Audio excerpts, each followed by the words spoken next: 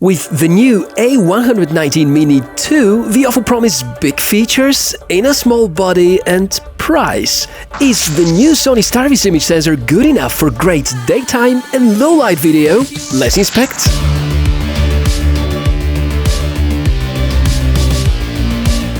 Hey everybody, welcome to the channel, nice to meet you, I'm Michael. Today we're going to talk about dash cameras, component which happens to be a bit more boring lately because in the past few years many makers are reusing fairly outdated components.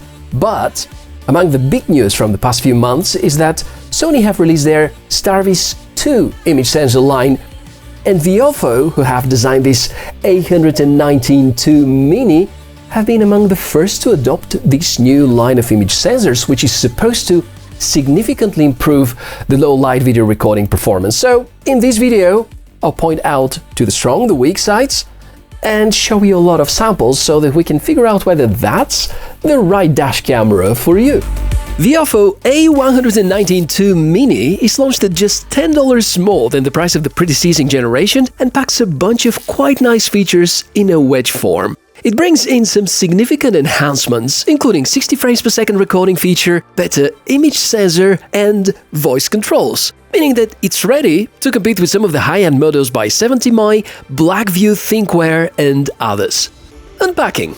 It's where we get to know what is included in the box, and in this case it won't be that much because this model is a front unit only and you cannot attach a rear camera. So, a user guide and information, then the A119 Mini 2. It keeps the same form factor as Generation 1 and looks similar to the famous regular A119 series by the company, which have turned into iconic models thanks to the amazing low-light performance.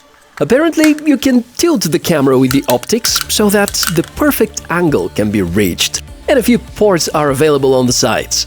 The dashcam is equipped with a 1.5-inch display. It's for rather entry-level quality and maintains controls via physical buttons, yet another good advantage in my opinion. In a matter of fact, voice controls are the other way to go. They're mostly related to controlling the recording status, though. The dashcam is plastic-made, feels lightweight, but at the same time construction looks to be solid.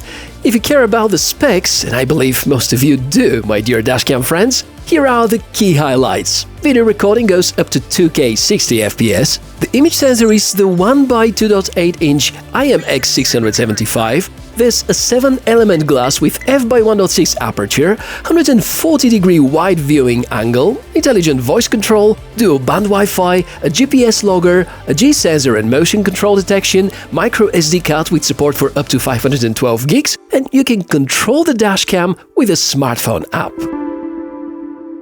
The specs are definitely good, but I'm fairly sure that some people are going to point out to the lack of 4K recording by the Mini 2, which is a fair point. Yes, 4K is a brilliant feature, but with dash cameras it could be tricky because it has to do with the image sensors, their size and pixel density. If we have image sensors of the same size, one of them 4K, the other one 1080p, obviously the one with 1080p is going to have a smaller amount of pixels, and each one of these pixels is going to be brighter because it's going to qualify for more light. Therefore, if we compare some new 4K dash cameras against some older 1080p dash cameras, the latter type could provide possibly slightly better low-light performance, and that's exactly the reason. But Sony have released their Starvis 2 line almost a year ago, and they're meant to improve the low-light performance. This particular model uses one of those new image sensors by Sony, and I think so far we can be quite happy with what we see in terms of low-light recordings. The other big news about A119 Mini is the implementation of voice commands, something not very typical for Viofo, but now finally we have it here. It can be extremely useful in certain scenarios. The rest of the specs have 2023-ish flavor. We have an inbuilt GPS, we have very bright optics, the ability to adjust the front angle, and I think we can see more evidence about the actual performance in just a moment. First, let's check the menus and do the installation.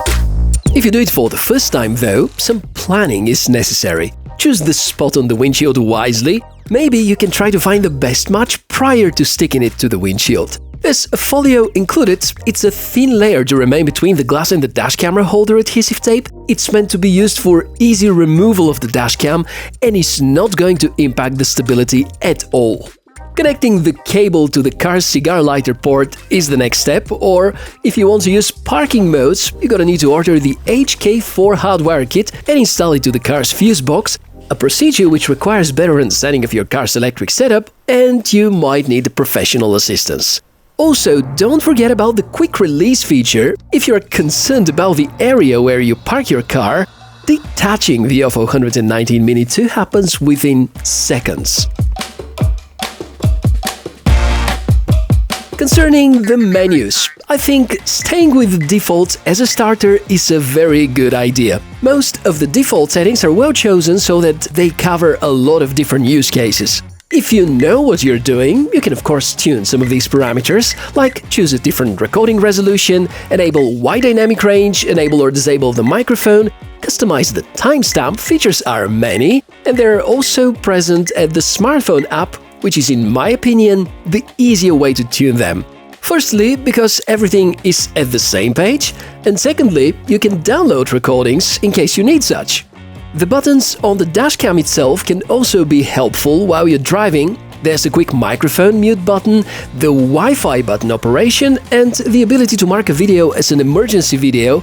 I usually mark videos as such as soon as I notice accident or a traffic violation.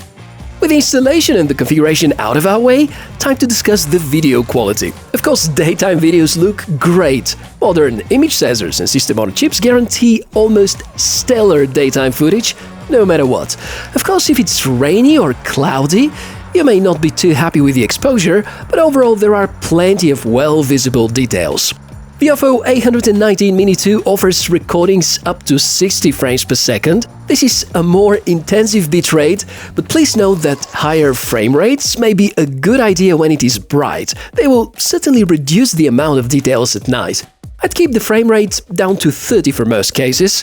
The good news is that even if you live in a hot climate zone, this dashcam will not be a concern about battery issues because it doesn't have such. It's equipped with a supercapacitor, which can maintain power supply for a few extra seconds in case of an accident.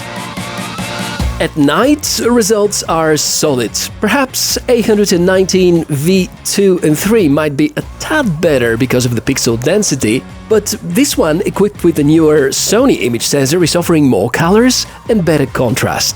And I think we can agree that it's not way off the quality provided by a 4-time more expensive car DVR. You're seeing a side-by-side comparison with the Blackview DR970X in this case.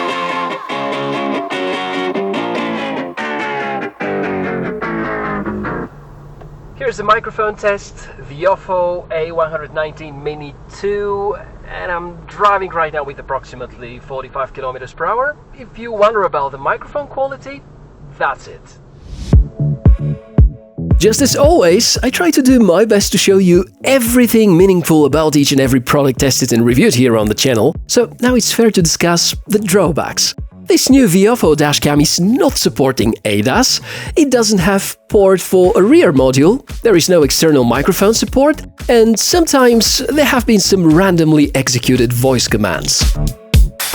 Bottom line, this is yet another strong member of the Viofo dash camera family, and although at the first sight the steps up seem to be insignificant, they can have huge impact on the user experience, and here I refer to the voice commands and also to the improved performance of the image sensor. Clearly not on par with the high-end models by Viofo, Blackview and some other models, but if you're looking for a dash camera which is not going to break the bank and is having some 2023 specifications, that could be a very reasonable choice. So that's my take on the Viofo A119 Mini 2.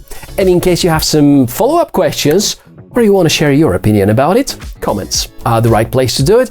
If you want to support me, the channel and all the cool tech inspections happening here, you can start by liking the video, subscribing, and maybe some other ideas you can find in the video description area, where I'm also going to post a link to this dash camera.